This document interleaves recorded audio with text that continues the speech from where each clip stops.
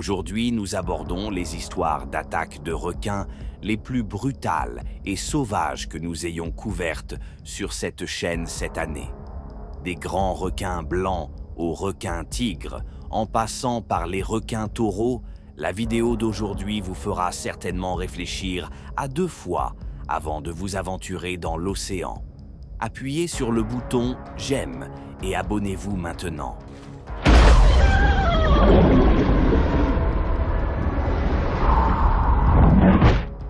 Voici les attaques de requins les plus mortelles de 2023. Bienvenue dans l'une des destinations touristiques les plus connues de l'Ajola, la crique de l'Ajola, une petite anse entourée de hautes falaises rocheuses. Elle est devenue un excellent endroit pour la plongée sous-marine, la baignade et le snorkeling grâce à sa richesse en vie marine et à ses eaux cristallines plus froides. De plus, la visibilité dans l'eau peut parfois dépasser 9 mètres, attirant des plongeurs de tous les coins du sud de la Californie. De grandes et puissantes houles venant du large peuvent parfois entrer à marée haute. Il n'y a qu'une petite bande de sable sec sur la plage, mais les bassins de marée de la crique sont exposés à marée basse. Cependant, derrière la popularité et la beauté de la crique se cache un passé sombre. En juin 1959, l'une des attaques de requins les plus horribles de San Diego, en Californie, s'est produite à Alligator Head, à quelques pas de la crique de La Jolla. C'était le 14 juin 1959. Alors que la plupart des gens étaient heureux de dormir toute la journée, Robert Pampering était réveillé tôt ce dimanche, regardant par ses fenêtres. Il remarqua que le temps n'était pas tout à fait en sa faveur. Une mauvaise journée pour être dans l'océan. Cependant, Robert et son ami Gérard avaient prévu cette journée depuis un certain temps.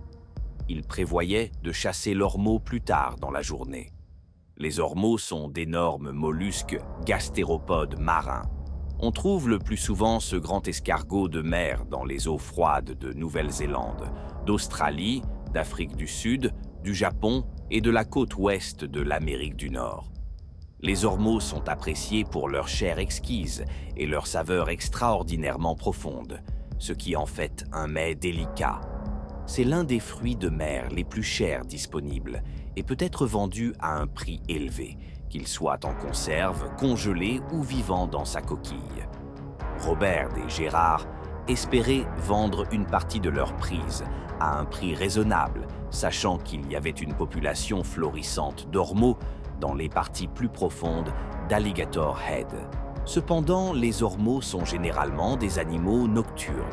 Ils aiment rester à l'écart des zones éclairées, en se cachant dans l'obscurité pendant la journée et en se nourrissant la nuit. Cela signifie que Robert et Gérard devaient procéder à la chasse plus tard dans la journée. Pour occuper le temps dans l'après-midi, les 2 amis décidèrent d'emmener leurs petites amies à la plage. Le plan était que, pendant que les filles prendraient un bain de soleil sur le rivage, Robert et Gérard partiraient chasser à Alligator Head. Robert se prépara pour la journée comme n'importe quel autre jour.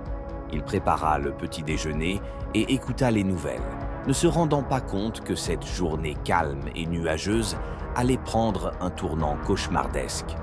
La chasse à l'ormeau est en réalité assez éprouvante pour le corps, car elle nécessite beaucoup de mouvements. Robert allait donc faire de la plongée en apnée plus tard. Il prépara un équipement minimal, une paire de palmes bleues, un maillot de bain rose, un masque noir, des gants de plongée noirs et un fer à ormeaux à manches jaunes. Un outil utilisé pour extraire les ormeaux des roches sans les blesser. Il apporta également une chambre à air noir avec un sac de toile attaché. Après que Robert et sa petite amie eurent fini de tout préparer, ils montèrent dans leur voiture et se dirigèrent vers la plage de La Jolla Cove. Le soleil était toujours couvert, mais de temps en temps, il perçait à travers les nuages. La sortie aurait pu être facilement annulée, mais rien n'arrêtait Robert et Gérard. En arrivant à la plage, Robert gara sa voiture et retrouva Gérard et sa petite amie. Les 2 hommes se serrèrent la main et rirent ensemble. Ils parlèrent du temps et, bien sûr, de la chasse prévue plus tard. Pendant ce temps, leurs petites amies se mirent à discuter. Les quatre se dirigèrent directement vers la plage et passèrent du temps comme ils le faisaient habituellement. Ils avaient une vue imprenable sur le magnifique océan de San Diego. Après tout, qui ne voudrait pas profiter d'un dimanche relaxant comme celui-ci? Vers 17 h, Robert et Gérard rassemblèrent leur équipement dans leur véhicule garé et se dirigèrent vers Alligator Head. Le temps était toujours couvert et les deux hommes ne pouvaient voir qu'à travers 7 mètres d'eau en dessous d'eux. Pas vraiment une journée idéale pour chasser leurs maux. Cependant, il était temps de plonger dans l'eau. Les deux hommes enfilèrent leurs masques, leurs palmes et leurs gants. Ils se dirigèrent droit vers l'eau. Les hommes étaient des nageurs et des plongeurs expérimentés. Ils étaient donc suffisamment entraînés pour comprendre les risques d'entrer dans l'océan. Étant ingénieur pour un fabricant de convoyeurs d'avions, Robert n'était pas un imbécile. Cependant, ce qui leur donnait probablement confiance était l'histoire de la région. Il n'y avait jamais eu d'attaque mortelle de requins dans cette zone auparavant. Aux yeux du public, c'était un endroit sûr pour la plongée. Cependant, tout allait bientôt changer. Les deux hommes prirent de profondes inspirations et s'enfoncèrent dans les profondeurs, nageant lentement à travers l'eau. Ils scrutèrent la zone à la recherche d'ormeaux sauvages, se cachant dans les crevasses et sur les surfaces des rochers au fond.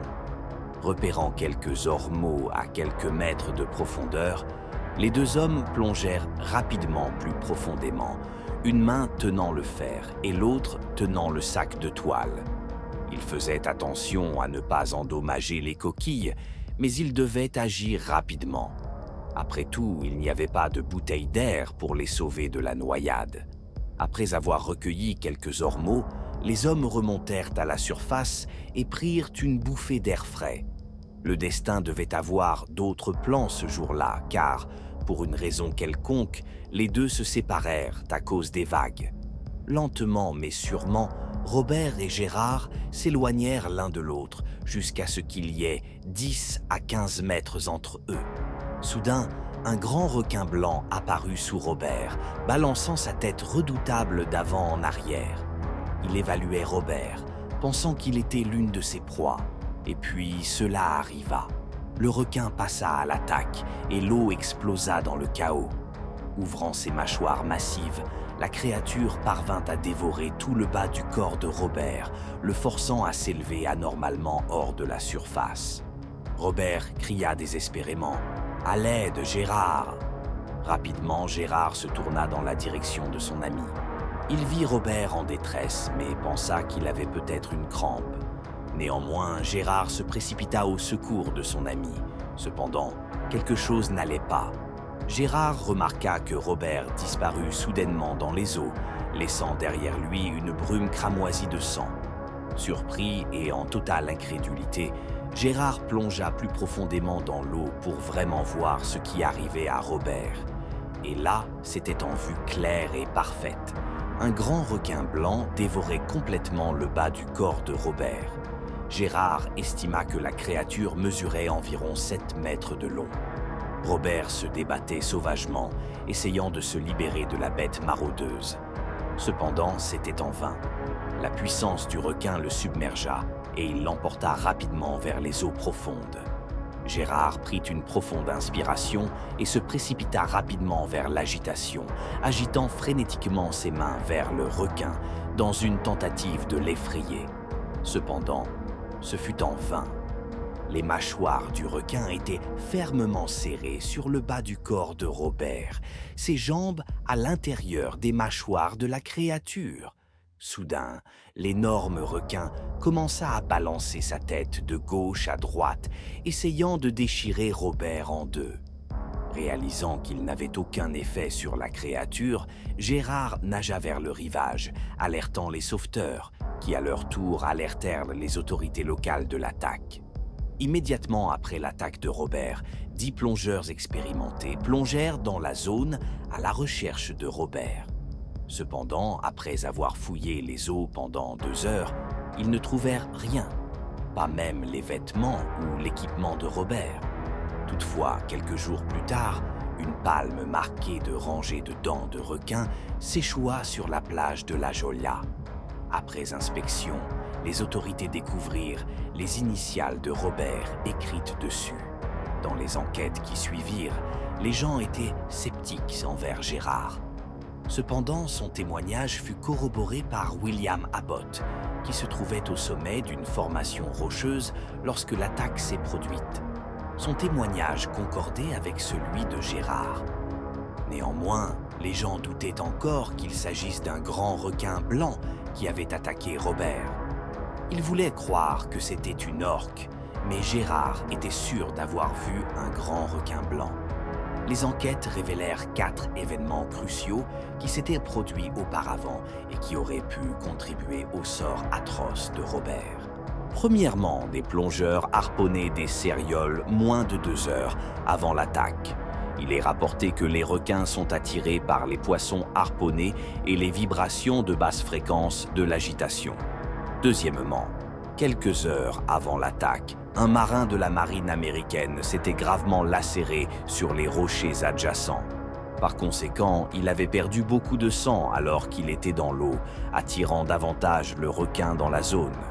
Troisièmement, à environ 600 mètres à l'ouest de la crique, se trouvait un groupe de phoques communs, perchés sur les rochers. La quatrième raison est probablement celle qui a le plus contribué à l'attaque. La nuit précédant l'attaque, une baleine morte s'était échouée à 800 mètres au nord de l'endroit où Robert a été attaqué. Cela a peut-être attiré l'attention indésirable du requin, causant finalement le sort horrible de Robert. C'était sans aucun doute une tragédie ce qui est arrivé à Robert. Nous pouvons tous convenir que vous soyez un plongeur ou un nageur expérimenté, des choses hors de votre contrôle peuvent directement influencer votre temps dans l'océan. Vous devez toujours garder à l'esprit que lorsque vous entrez dans l'eau, vous entrez sur le territoire de la bête. Vous êtes à sa merci et mesurant jusqu'à 7 mètres de long, elle pourrait facilement vous avaler tout entier. Même dans les eaux sans antécédent d'attaque mortelle de requins, sans prendre les précautions appropriées, vous pourriez facilement devenir la première victime d'une attaque de requin. Croisant dans les profondeurs des océans du monde, se trouvent des requins qui se sont fait une réputation comme les espèces de requins les plus dangereuses, les grands requins blancs. Ils sont équipés de rangées de dents tranchantes, comme des rasoirs qui sont impitoyables lors de leurs infâmes attaques surprises. Lorsque les grands requins blancs cherchent à satisfaire leur grand appétit, la dernière chose que vous voulez faire est de vous trouver sur leur chemin. Lorsque ces créatures marines impitoyables décident de frapper, elles se déplacent avec une telle précision et une telle vitesse qu'elles finissent par ne laisser aucune chance à leurs victimes de réagir. Les spectateurs n'ont d'autre choix que de regarder avec horreur. Ce fut le cas d'un homme nommé Randall Fry, un père de 50 ans d'un enfant qui était un passionné de l'océan et aimait passer chaque moment éveillé dans les vastes océans. Ainsi, le 15 août 2004, comme n'importe quel autre jour propice, Randall ne put résister à l'envie d'aller à l'océan. Avec ses compagnons de plongée de longue date, Cliff Zimmerman et Red Bartley, il répondit à l'appel et ils partirent tous vers la côte de Mesino pour la pêche à l'ormeau à bord du bateau de pêche de 28 pieds nommé Dolphin. Le trio débordait d'excitation tandis que la fraîche brise océanique caressait leur corps. Ils scrutèrent l'océan turquoise jusqu'à ce qu'ils soient tous d'accord que la crique abritée de Keel Rock était l'endroit parfait pour la chasse à l'ormeau. Le trio était déjà venu dans cette crique plusieurs fois auparavant et la connaissait comme leur poche. Alors, avant de mettre le pied dans les eaux fraîches et attirantes, ils scrutèrent rapidement l'océan à la recherche de requins ou de lions de mer que les grands requins blancs aimaient suivre.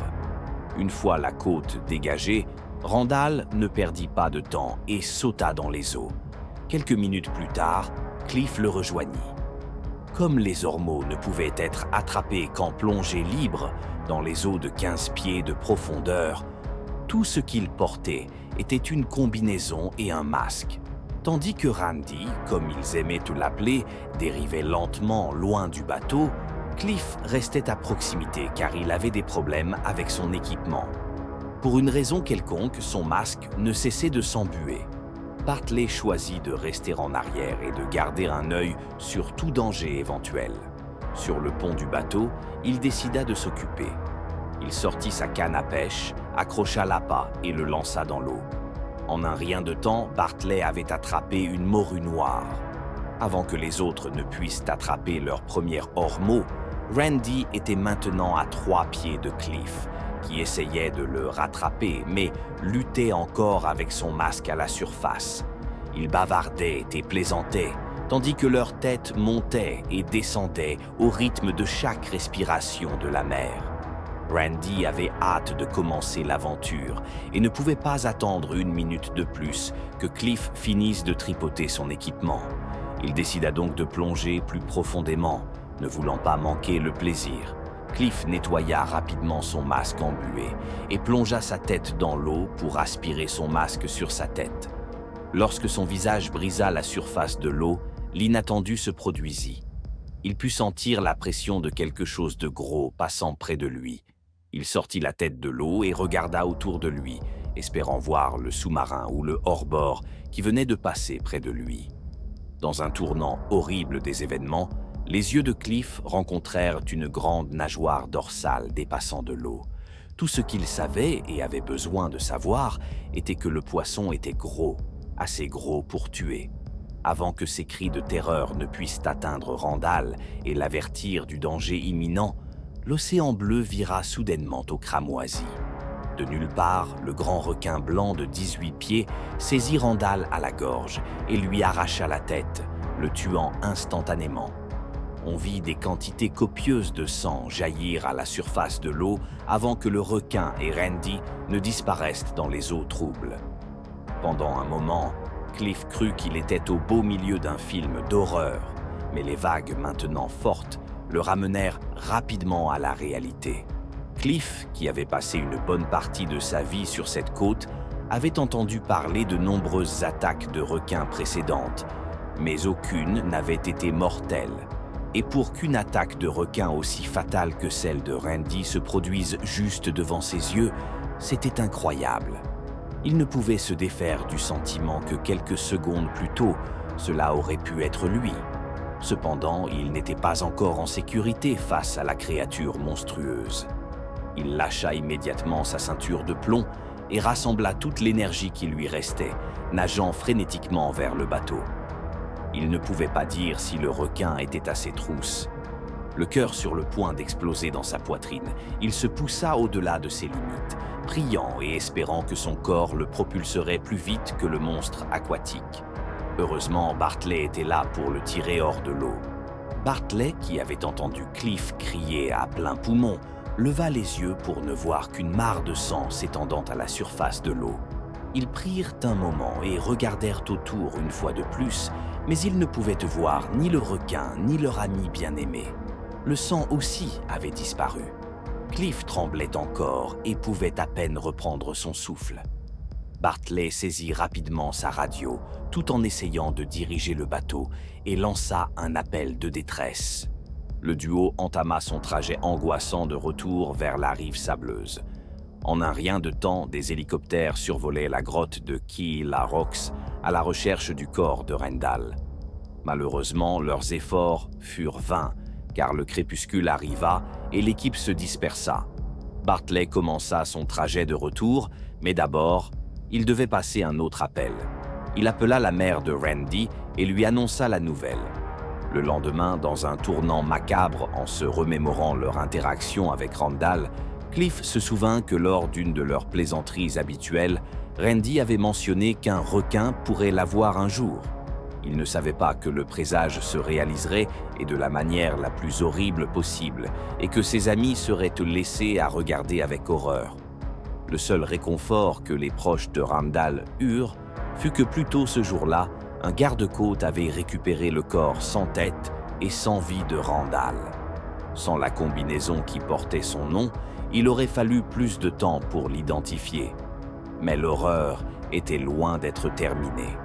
Le 8 septembre, 3 semaines après l'horrible incident, un promeneur marchant sur la plage de 10 miles au nord de Fort Bragg trouva une tête. Après enquête, elle fut identifiée par les autorités du comté de Mendocino comme appartenant à Randall. Les attaques mortelles de requins dans cette zone étaient rares, et en consultant les raisons de cela, certains experts croient fermement que le requin a pu confondre Randy avec un phoque. D'autres soupçonnaient que la décision de Bartley de commencer à pêcher aurait pu attirer le requin dans la zone. Sa famille et ses amis se sont réunis pour répandre ses cendres dans les vagues de Mavericks, près de Half Moon Bay. Il avait passé ses meilleurs jours dans l'océan et voulait reposer près de celui-ci. Beaucoup le décrivaient comme un homme généreux, dont l'absence serait fortement ressentie par sa communauté. Les collègues de Randy le qualifiaient d'irremplaçable, et sa mort reste un rappel glacial des dangers imprévus qui se cachent dans les eaux séduisantes de l'océan, attendant de mordre la prochaine personne sans méfiance dans l'eau, la menant à sa fin tragique. C'était le dimanche 29 novembre 1964. Alors que la